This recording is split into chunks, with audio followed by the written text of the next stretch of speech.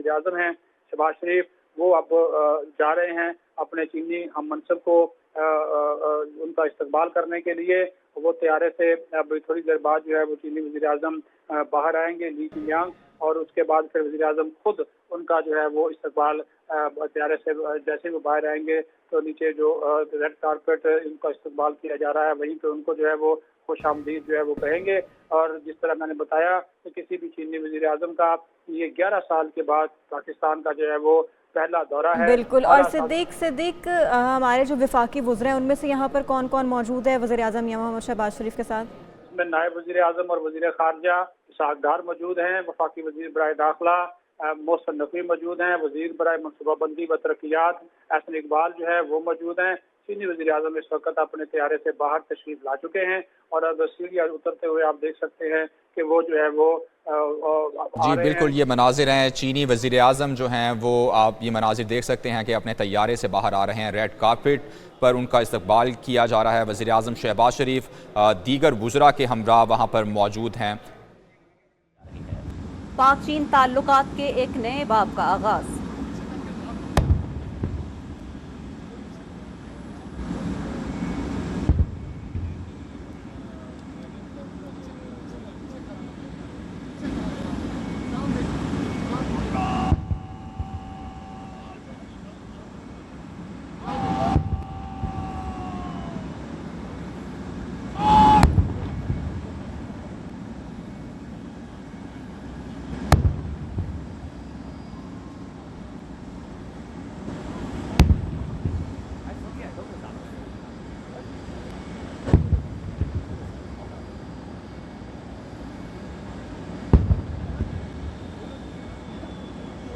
दिले माशाद वज़ीर आज़म मोहम्मद शहबाज शरीफ अपने वफाकी वज़रा का चीन ली चियांग पाकिस्तान पहुँच गए हैं। वज़ीर आज़म शहबाज शरीफ की जानिब से उनका पुरतपाक इस्तकबाल किया गया है। 21 तोपों की सलामी भी दी गई है। रेड कारपेट पर उनका इस्तकबाल किया गया। अभी ये मनाजिर आप देख सकते हैं ली चियांग पाकिस्तान के कैबिनेट जो मेंबर्स हैं उनसे मुलाकात कर रहे हैं। वज़ीर आज़म शहबाज शरीफ की जानिब से तारुफ़ करवाया जा रहा है कैबिनेट मेंबर्स का।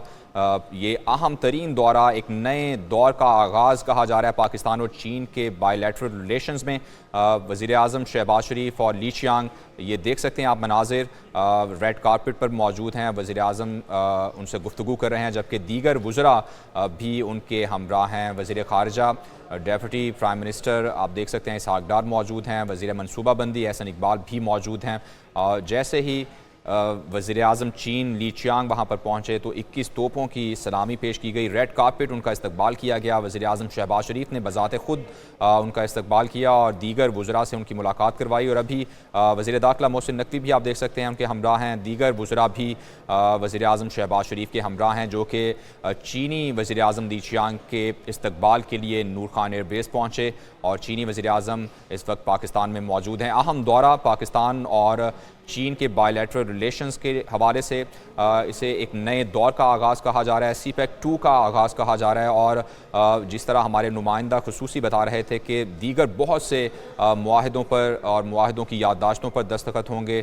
ML1 का जो मंसूबा है उस हवाले से बातचीत होगी। ऐसे ही कराक्रम हाईवे का जो मंसूबा है उस पर बात होगी और दीगर बहुत से सीपेक 2 फेज़ में जो मंसूबे शुरू किए जाने हैं उस पर बातचीत होगी। तो ये अहम नौइयत का दौरा। इससे कबल सीपेक जब शुरू हुआ उस वक्त चीनी सदर शी जिनपिंग ने पाकिस्तान का दौरा किया और पाकिस्तान के साथ ही एक नए दौर का आगाज़ हुआ और अब सीपेक 2 का आगाज़ इस दौरे को कहा जा रहा है। यकीनन पाकिस्तान के लिए ये इंतहाई खुशाइन दौरा है जिससे पाकिस्तान में इन्वेस्टमेंट में इजाफा होगा। दीगर मुल्कों को भी पाकिस्तान मदऊ कर सकेगा और दीगर मुल्कों का एतमाद भी बहाल होगा। यकीनन इस खित्ते में एक नई उभरती हुई सुपर पावर चीन जब पाकिस्तान पर एतमाद का इजहार कर रहा है तो दीगर ममालिक के लिए भी ये एक अच्छा सिफारती जेस्चर हो सकता है। खित्ते में इस वक्त बहुत सारे हालात बड़े तेजी से बदल रहे हैं तो मल्टीलैटरल लेवल पर SCO लेवल पर इसमें उस पर भी तस्करा आएगा और कोई मजमूई तौर पर लाया अमल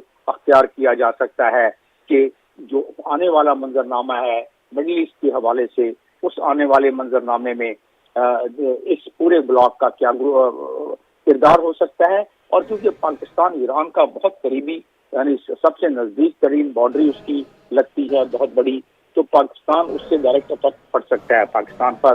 तो तो लिहाजा जब ये बातचीत होगी तो उसमें इस लाए अमल पर भी जिक्र किया जाएगा जो आने वाले दिनों में इजराइल की वजह से कॉम्प्लिकेशन पैदा ठीक है। होंगे जमील अहमद साहब हमारे साथ रहेगा, हमें तज्जियाकार हारिस नवाज साहब ने भी ज्वाइन किया, उनको भी शामिल है, गुफ्तगू करते हैं और उनका पॉइंट भी लेते हैं। हारिस साहब, आप कहिएगा, आप कैसे देख रहे हैं सारी सूरत हाल को कि एक जानिब तो पाकिस्तान मेज़बानी कर रहा है SCO समिट की, जो कि एशिया का उभरता हुआ फोरम है, और फिर दूसरी जानिब जो चीनी वज़ीर-ए-आज़म का दौरा है, SCO के अलावा भी अहम मुआहदे हैं उन पर जो है पेशरफ्त मुतवक्के है, क्या कहेंगे आप इस हवाले से?